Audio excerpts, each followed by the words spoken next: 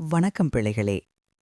இன்று நான் சொல்ற கதை பெரியதில்லை, ஆனா வாழ்க்கைதான் மாறிடும் அளவுக்கு முக்கியம்.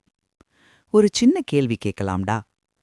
ஒரு ஸ்பூன் தேன் உங்க உடம்புக்கு ஒரு பெரிய வரம் அப்படின்னு தெரிஞ்சா நீங்க அதை கவனமா எடுத்துக்குவீங்களா? நாம எல்லாரும் என்ன நினைப்போம்?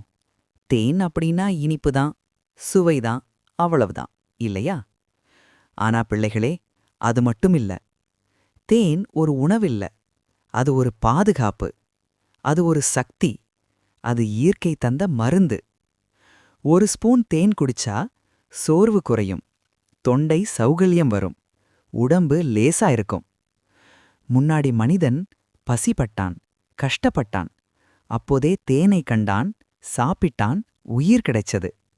அதனாலதான் அரசர்களும் சாப்பிட்டாங்க, வீரர்களும் சாப்பிட்டாங்க, நம்ம முன்னோர்களும் நம்பினாங்க. ஆனா இப்போ ஃபாஸ்ட் ஃபுட் வந்துச்சு, கூல் ட்ரிங்க்ஸ் வந்துச்சு, ஆர்டிஃபிஷியல் சுகர் வந்துச்சு. தேன் பாவம் மூளையில போய் நின்றுடுச்சு.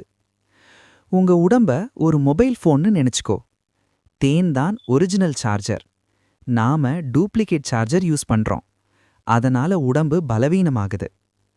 இப்போ கேள்வி, இப்போ தேன் என்ன பயன் பண்றது? ஒரு ஸ்பூன் தேன் காலை எனர்ஜி தரும், வயிறு சுத்தமா வைக்கும், இருமல் சளிக்கு உதவும், இரத்த ஓட்டம் சரி செய்யும், மனசுக்கு அமைதி தரும்.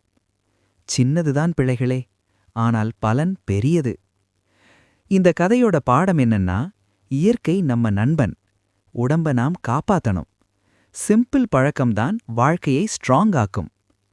பிள்ளைகளே, ஒரு ஸ்பூன் தேன்தான், ஆனா அது ஆசீர்வாதம்.